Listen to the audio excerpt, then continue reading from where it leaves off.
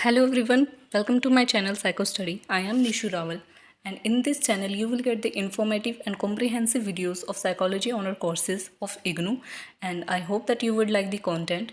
So before jumping to the video, don't forget to subscribe to my channel and hit the bell icon. Last video में हमने BPCC 101 introduction to psychology की unit 1 जिसमें हमने origin of psychology, definitions of psychology cover कर ली थी, और इस video में हम यूनिट का रिमेनिंग पार्ट कवर करेंगे जिसमें nature and characteristics of behaviour और historical background of psychology, psychology as a science हमको पढ़ना है. So without wasting any time let's get started with nature and characteristics of behaviour, जिसमें हम पहले पढ़ेंगे नेचर ऑफ बिहेवियर. अब behaviour is a broad term and a complex phenomena. Behaviour एक broad term है, काफ़ी बड़ी टर्म है, और एक कॉम्प्लेक्स फिनोमेना है. अब बिहेवियर हर पर्सन का डिफरेंट होता है. अगर हम एक ही सिचुएशन में बहुत सारे लोगों को रखें, 10 जनों को रखें, तो हर पर्सन डिफरेंट बिहेव करेगा. इस वजह से किसी की पर्सनैलिटी बताना कि किसी की पर्सनैलिटी कैसी है, किसी की पर्सनैलिटी जज करना बहुत डिफ़िकल्ट टास्क हो जाता है. इसी वजह से कहा गया कि बिहेवियर एक ब्रॉड टर्म है और एक कॉम्प्लेक्स फिनोमेना है, काफ़ी डिफ़िकल्ट है.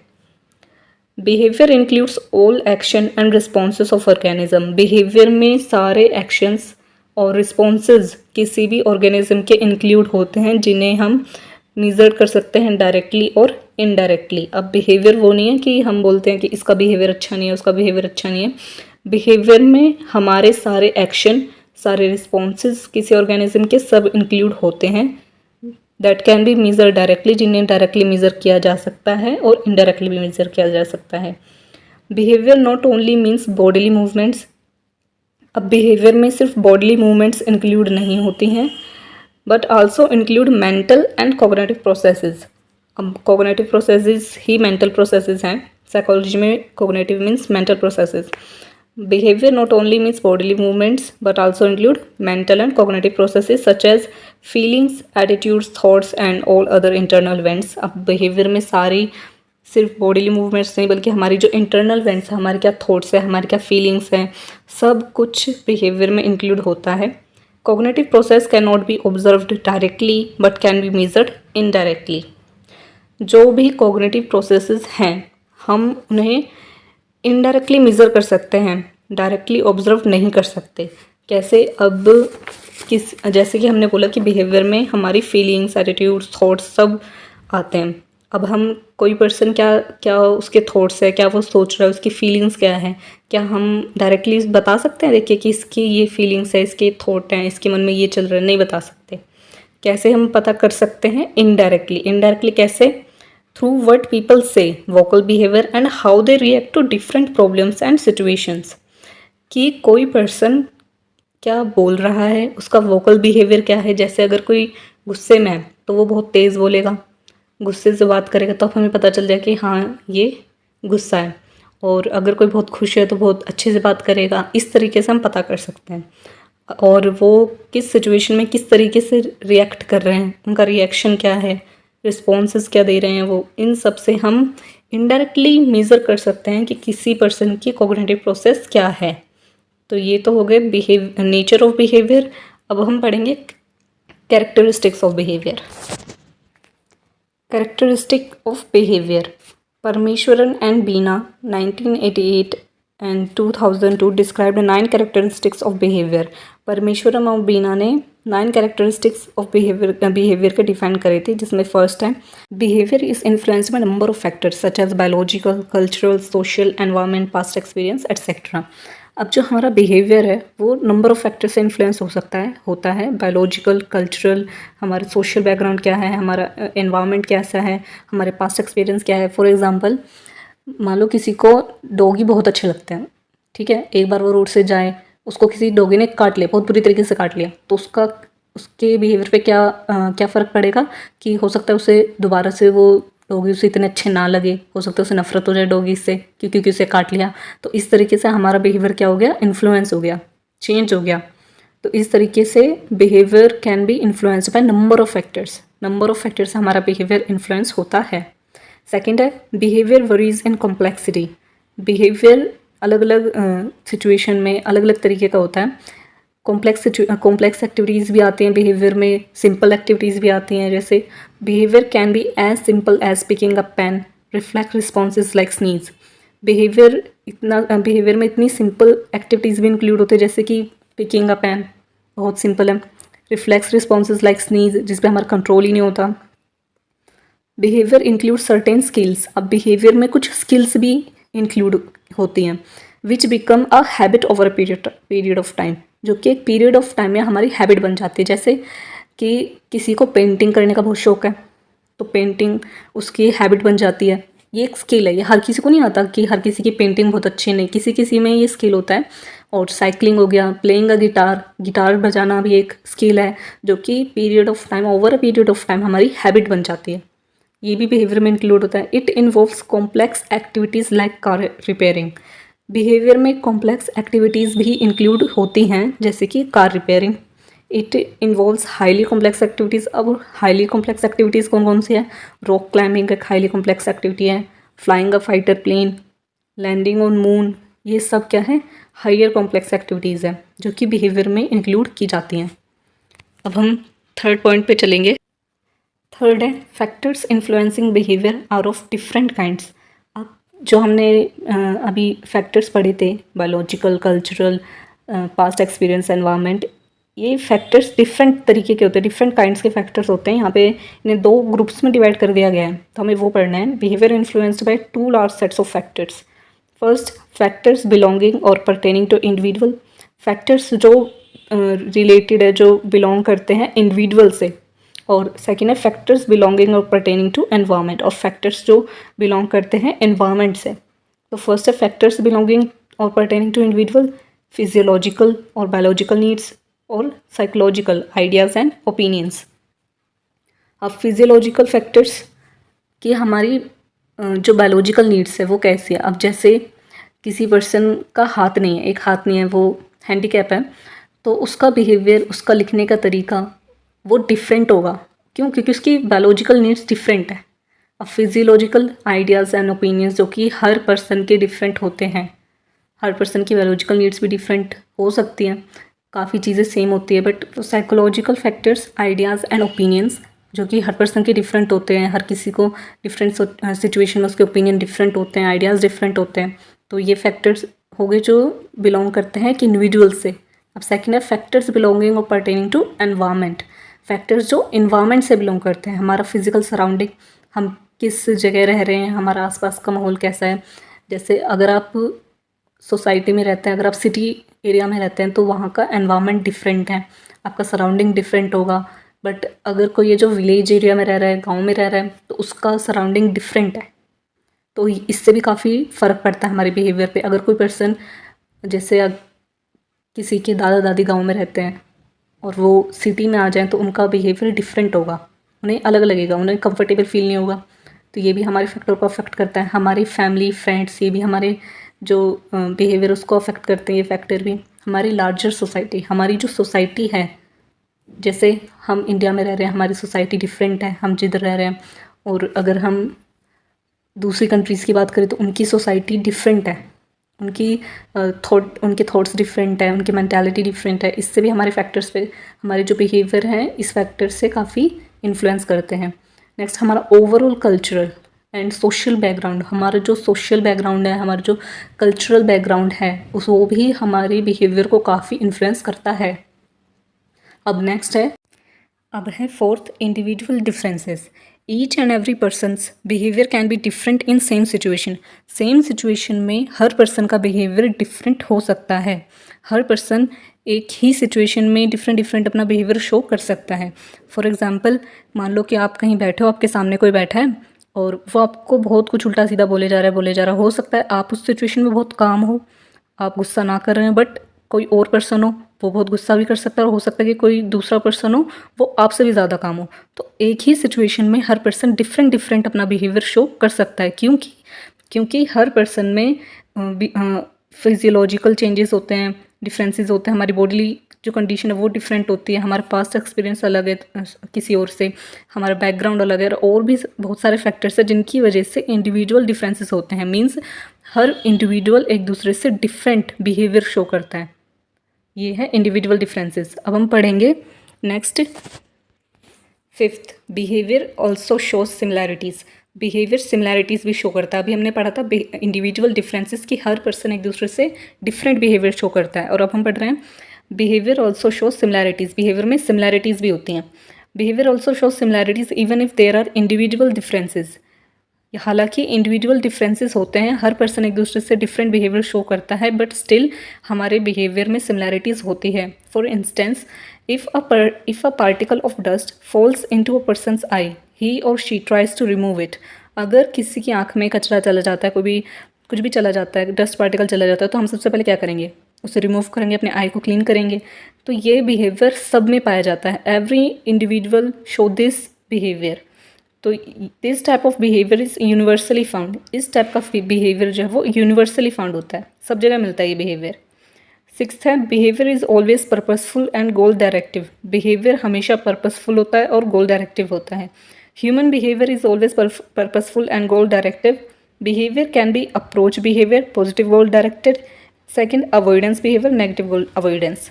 या तो बिहेवियर अप्रोच बिहेवियर होगा, हम कुछ अप्रोच करेंगे जो कि पॉजिटिव गोल डायरेक्टेड होगा, या फिर हम कुछ अवॉइड करेंगे, कुछ ना कुछ हम अवॉइड कर रहे होंगे।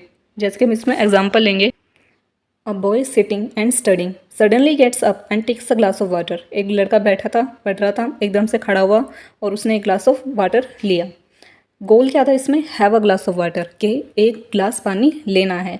ये था अप्रोच बिहेवियर, उसने शो करा। फिर है पर्पस, क्विंच हिज थर्स्ट। उसका पर्पस क्या था? अपनी प्यास बुझाना। ये क्या करा उसने? अपनी जो थर्स्ट थी उसको अवॉइड करा। तो यहाँ पे हो गया अप्रोच बिहेवियर भी शो हो गया और अवॉइडेंस बिहेवियर भी शो हुआ। ये था behaviour is always purposeful and goal directive. हम कुछ ना कुछ गोल अचीव करते हैं। अब सेवन्थ है, behaviour is changeable to a large extent. Behaviour काफ़ी हद तक चेंज हो सकता है, किसी पर्सन का बिहेवियर काफ़ी हद तक चेंज हो सकता है। क्यों? क्योंकि बहुत सारे फैक्टर्स होते हैं, जैसे कि हमने फर्स्ट पॉइंट में पढ़ा था कि बिहेवियर नंबर ऑफ फैक्टर्स से इन्फ्लुएंस होता है, और इन्फ्लुएंस होता है इसलिए उसमें चेंजेस आ सकते हैं।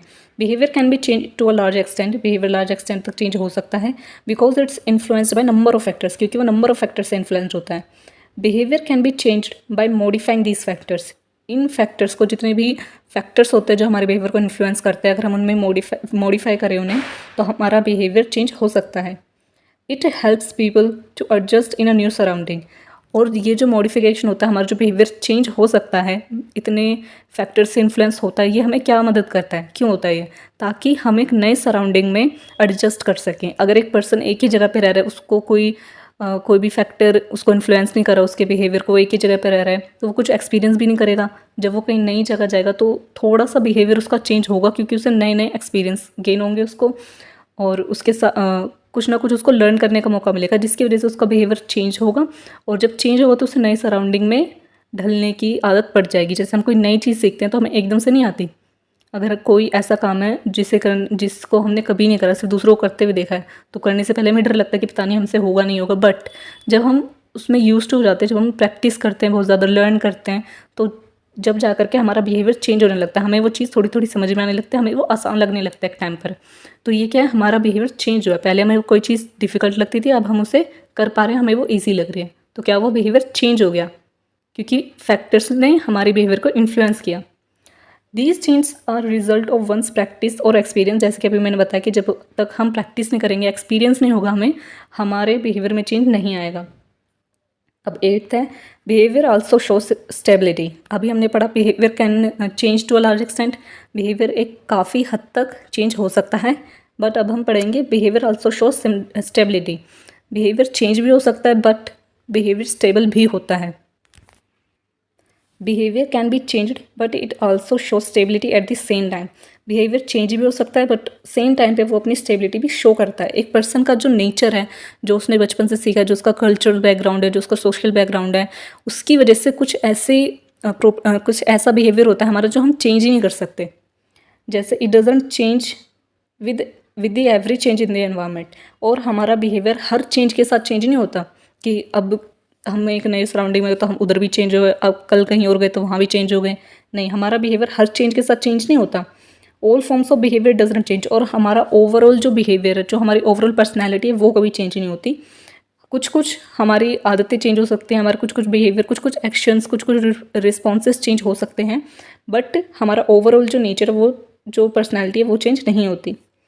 For instance preferring old ways of living by grand parents still living in an ultra modern society. यहाँ पे एग्जाम्पल दे रखा है कि अगर आपके ग्रैंड पेरेंट्स हैं वो आपके साथ रहते हैं तो वो हमेशा क्या प्रेफर करते हैं कि जो पुराना तरीका था, जो हमारी पुरानी लाइफ थी वो ज़्यादा अच्छी थी।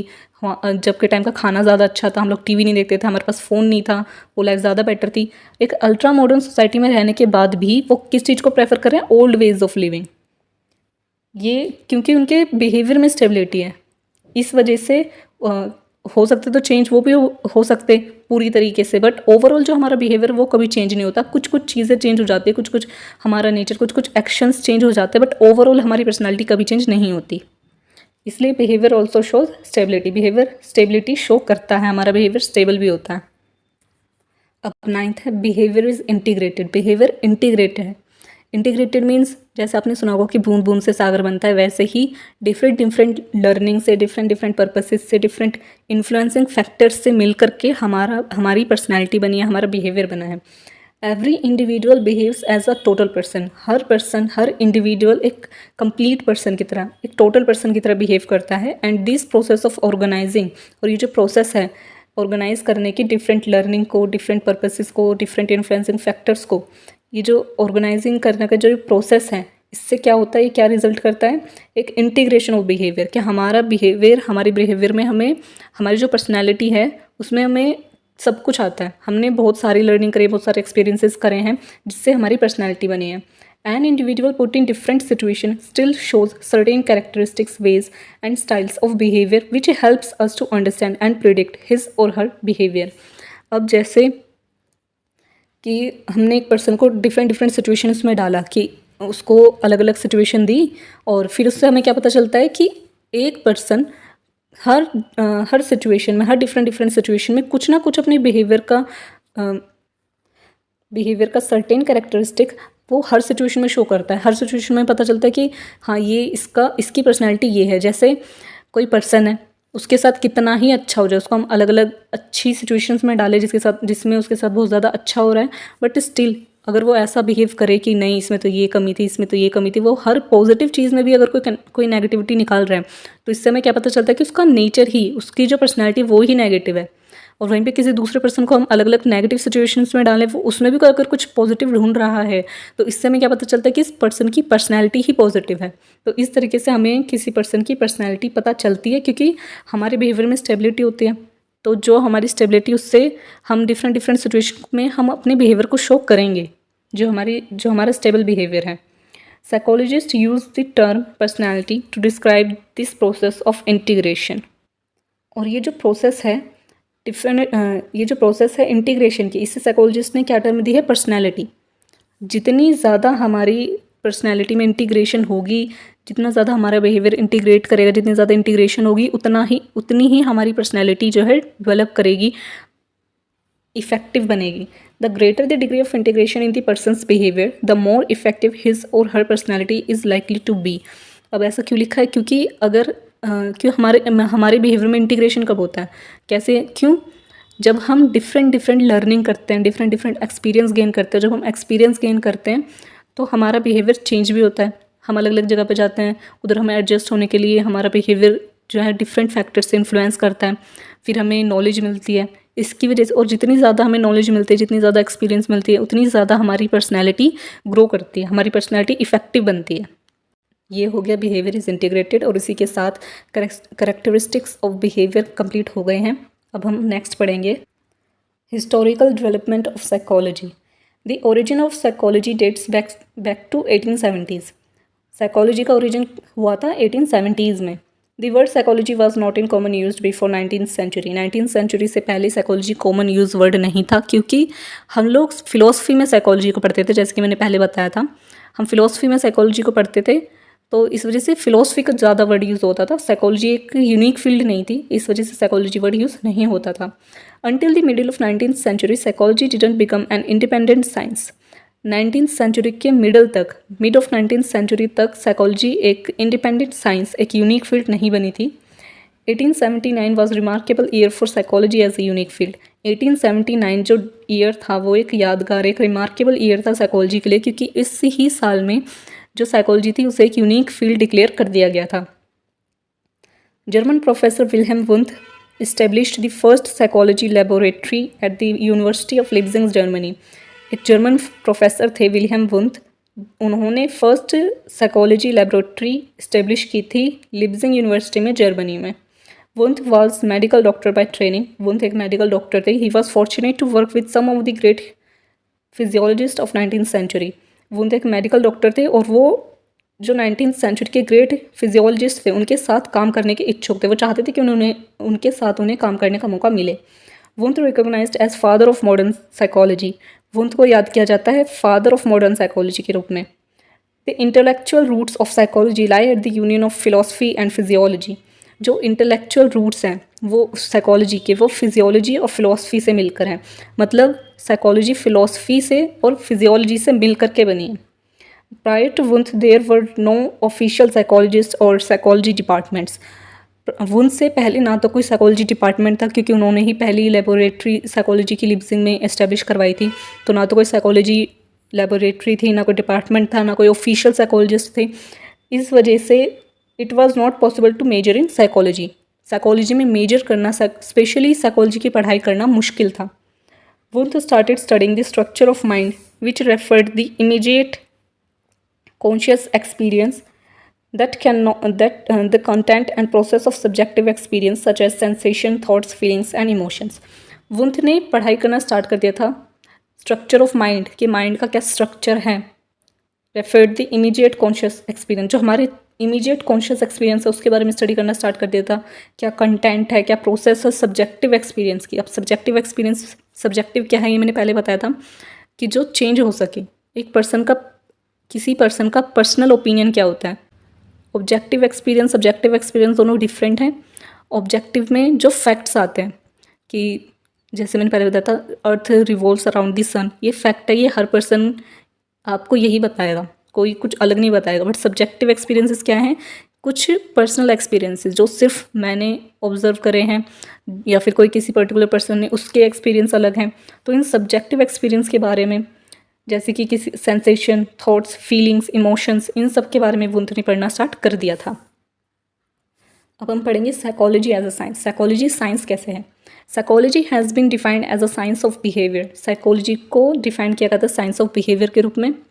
Definition of science. अब सबसे पहले डेफिनेशन क्या है साइंस की. अब यहाँ पे दो डेफिनेशन दे रखी है, मॉर्गन एट एल 1986 और लेही 1998. इन दोनों ने डेफिनेशन दी थी साइंस की. Science is a systematized body of knowledge gathered through carefully observing and measuring events. Science एक systematized body of knowledge है. इसमें systematized knowledge होती है gathered through carefully observing, जो कि carefully observing करने के बाद, observation करने के बाद, measuring और measure करने के बाद किसी भी event को या object को, तब जाकर के एक systematized एक कोई भी term दी जाती है. Science is an approach to knowledge. Science approach है knowledge की. Systematic observation और सिस्टमैटिक ऑब्जर्वेशन, मतलब साइंस में बेसिकली नॉलेज को अप्रोच किया जाता है और एक सिस्टमैटिक ऑब्जर्वेशन की जाती है. The sole aim of science is to classify, understand and unify the objects and the phenomena of the material world. Science का सोल एम है मटेरियल वर्ल्ड में, इस वर्ल्ड में जितने भी घटनाएं हैं, जितने भी फिनोमेना हैं, जितने भी ऑब्जेक्ट्स हैं, उन सबको अंडरस्टैंड करना, उनको क्लासीफाई करना और यूनिफाई करना. ये सोल एम है साइंस का. Science is combination of, science combination है एक्यूरेट ऑब्जर्वेशन और एक्सपेरिमेंटेशन. और second logic and intuitions. Logics भी होते हैं और इंट्यूशन भी होते हैं, एक्यूरेट ऑब्जर्वेशन होते हैं और एक्सपेरिमेंट भी होते हैं. Scientist seek to understand the rules that govern all levels of natural universe. Scientist देखते हैं, साइंटिस्ट अंडरस्टैंड करते हैं कि जितने भी नेचुरल यूनिवर्स के जो रूल्स हैं उन सबको अंडरस्टैंड करने की कोशिश करते हैं साइंटिस्ट. जैसे कि लॉ ऑफ ग्रेविटी है, कि कोई भी चीज़ ऊपर जाएगी तो वो नीचे भी आएगी. अब ये क्या है, यूनिवर्स का रूल है कि कोई भी चीज़ ऊपर जाएगी वो नीचे आएगी. और इसको क्या करा था साइंटिस्ट ने, स्टडी करा था, इसको अंडरस्टैंड करने की कोशिश करी थी. तो ये तो होगी डेफिनेशन ऑफ साइंस. अब हम आगे पढ़ेंगे characteristics of science. Common characteristics of psychology as a science and other fields of science. अब यहाँ पे कॉमन कैरेक्टरिस्टिक्स हैं साइकोलॉजी एज अ साइंस के और अदर फील्ड्स ऑफ साइंस के, कि जो साइंस की दूसरी फील्ड्स है जैसे फिजिक्स, बायोलॉजी, केमिस्ट्री, इन सब में और साइकोलॉजी में क्या क्या सिमिलैरिटीज़ हैं. First empirical observation. Like other disciplines of science, psychology also based on experiment and observation, not based on argument, opinion or belief. अब जो साइकोलॉजी है वो भी दूसरी साइंस की तरह एक्सपेरिमेंट्स पे और ऑब्जर्वेशन पे बेस्ड होती है, किसी के पर्सनल ओपिनियन पे, बिलीफ पे कि कोई एक पर्सन क्या सोच रहा है उस पर बेस्ड नहीं है। पर्टिकुलर एक्सपेरिमेंट होते हैं, ऑब्जर्वेशन की जाती है, डेटा कलेक्शन होता है, इन सब के बाद कोई एक डिसीजन लिया जाता है। ये थी एम्पिरिकल ऑब्जर्वेशन। सेकंड है systematic approach and theory. Second systematic approach and theory. Systematic approach और थियोरी की जाती है अदर फील्ड्स ऑफ साइंस में भी और साइकोलॉजी में भी। Data from observations and experimentations are essential to science in order to make some sense. It also helps to understand events. Observation collect करना, फिर ऑब्जर्वेशन में से डेटा कलेक्ट करना, फिर एक्सपेरिमेंट करना, ये सब एसेंशियल है, सब ज़रूरी हैं साइंस में। क्यों? टू मेक सम सेंस, क्योंकि हम अपने बिलीफ पे कुछ भी नहीं कह सकते, हमें प्रूफ चाहिए हर चीज़ के लिए। तो इस वजह से डेटा कलेक्शन करना, एक्सपेरिमेंट्स करना, ये बहुत ज़रूरी हो जाते हैं। साइंस में भी होते हैं और साइकोलॉजी में भी होते हैं। The scientist tries to find a limited number of principles which will summarise the data. Scientist find out करने की कोशिश करते हैं different principles, limited number of principles जो कि हेल्प करते हैं डेटा को समराइज करने में। लाइक अदर साइंटिफिक थियोरीज, दूसरी साइंटिफिक थियोरीज की तरह ही psychology also follows a systematic procedure. Psychology भी एक सिस्टमैटिक प्रोसीजर फॉलो करती है जिसमें ऑब्जर्वेशन होती है, फिर डेटा कलेक्शन होती है, फिर एनालिसिस होता है, फिर इंटरप्रिटेशन होती है। तो ये सिस्टमैटिक अप्रोच एंड थ्योरी भी क्लियर हो गया यहाँ पे। अब थर्ड है measurement. Another important feature of many science is measurement. एक और इम्पॉर्टेंट फीचर है जो कि है मेजरमेंट साइंस में। Defined as assignment of number of objects और events according to certain rules. जिसमें क्या क्या करा जाता है कि डिफरेंट इवेंट्स जो हैं, जो ऑब्जेक्ट्स हैं, उन्हें असाइन किया जाता है अकॉर्डिंग टू सर्टेन रूल्स के अकॉर्डिंग उन्हें असाइन किया जाता है, उन्हें बांटा जाता है। Physics ranked highest. Physics highest most scientific है अमंग सब जितनी भी साइंस उन सब में फिजिक्स सबसे ज़्यादा साइंटिफिक है। As it has developed the most precise measurement, क्योंकि इसने सबसे ज़्यादा प्रिसाइज मेजरमेंट्स डेवलप की है। अब नेक्स्ट फोर्थ है डेफिनेशन ऑफ टर्म्स। टर्म्स को डिफाइन करना, उनको डेफिनेशन देना। Definition of terms provide clear theory. जब हम टर्म्स को डिफाइन कर देते हैं, एक डेफिनेशन दे देते हैं, तो हमें एक क्लियर थियरी प्रोवाइड होती है। हमें क्लियरली समझ में आ जाता है कि हाँ ये टर्म है, इसको क्यों तो ये नाम दिया गया। जैसे साइकोलॉजी, क्या है साइकोलॉजी? साइकोलॉजी में हम क्या करते हैं? हम बिहेवियर को स्टडी करते हैं। वैसे ही हर टर्म को डिफाइन करना, जिससे हमें मदद मिलती है, एक क्लियर थियरी मिलती है। The procedure in psychology is to define concepts by relating them to observable behavior which is operational definition। अब साइकोलॉजी में क्या प्रोसीजर है टर्म्स को डिफाइन करने का, कि हम जो कंसेप्ट्स हैं उन्हें कैसे डिफाइन करते हैं, उन्हें रिलेट करते हैं ऑब्जर्वेबल बिहेवियर से। अब इसके लिए हम पहले समझेंगे ऑपरेशनल डेफिनेशन क्या होती है। Operational definition, when we define a concept operationally we define it in terms of measurable and observable operation. जब हम किसी कंसेप्ट को ऑपरेशनली डिफाइन करते हैं तो हम क्या किस तरीके से उसे डिफाइन करते हैं? हम उसे डिफाइन करते हैं in terms of measurable and observable operation. जैसे for example the concept of length height in physics. अब जैसे कि हमने कोई एक ऑब्जेक्ट उसकी लेंथ दी है तो हम उसे मेज़र भी कर सकते हैं कि हाँ इसकी लेंथ इतनी ही है, और हाइट भी मेज़र कर सकते हैं। इन सबको हम मेज़र कर सकते हैं। And the concept like intelligence, motivation, personality in psychology. और साइकोलॉजी में जो कंसेप्ट है जैसे इंटेलिजेंस, किसी की इंटेलिजेंस कितनी है उसको चेक करने के लिए हम उसे कैसे मेज़र कर सकते हैं? IQ टेस्ट कर सकते हैं। मोटिवेशन हम ऑब्जर्व कर सकते हैं, पर्सनैलिटी भी ऑब्जर्व भी कर सकते हैं, और पर्सनैलिटी टेस्ट से हम किसी की पर्सनैलिटी मेज़र भी कर सकते हैं। Which can perform to measure them. और ये सब टेस्ट हम मेज़र कर सकते हैं, इन्हें परफॉर्म कर सकते हैं, इनके लिए टेस्ट बना सकते हैं इन सब कंसेप्ट को लेकर के। तो ये क्या है? Operational definition. जब हमने किसी कंसेप्ट को हम मेज़र कर सकते हैं, हम उसे ऑब्जर्व कर सकते हैं। तो ये डेफिनेशन ऑफ टर्म्स हो गई। साइकोलॉजी कैन नॉट मेजर और define many behaviour operationally, for example bravery, friendship, love, beauty etcetera. अब साइकोलॉजी बहुत से ऐसे कंसेप्ट्स हैं साइकोलॉजी में जिन्हें मेज़र नहीं किया जा सकता। जैसे कि ब्रेवरी, हम किसी की बहादुरी कितनी से इसे नहीं नाप सकते। किसी की फ्रेंडशिप, लव, ब्यूटी, इन सबको मेज़र नहीं किया जा सकता। ना कोई इसके लिए टेस्ट है जिसकी वजह से जिससे हमें पता चल सके कि किसकी बहादुरी कितनी है। कोई भी टेस्ट नहीं है, ना हम इसे मेज़र कर सकते। Psychology is a different type of science. It is a behavioural science. Psychology एक बिहेवियरल साइंस है, डिफरेंट टाइप की साइंस है। ये एक बिहेवियरल साइंस है और साइंस है। तो यहाँ पर जो इंपॉर्टेंट पॉइंट्स थे, जो टॉपिक्स थे, जो नोट्स थे, वो मैंने क्लियर कर दिए हैं और इसी के साथ ये यूनिट इधर ख़त्म हो गई है। और आप चाहें तो एग्जैक्ट इन नोट्स को अपने असाइनमेंट में या फिर एग्ज़ाम में भी एग्जैक्ट क्लिक करा सकते हैं, आपको अच्छे खासे मार्क्स मिल जाएंगे। और यहाँ पे यूनिट ख़त्म हो गई। और वीडियो अगर आपको अच्छी लगी तो लाइक कर दें, अपने फ्रेंड्स के साथ शेयर कर दें और कमेंट में ज़रूर बताएं कि आपको और ऐसी वीडियोस चाहिए या नहीं। और वीडियो को और चैनल को सब्सक्राइब करना बिल्कुल ना भूलें।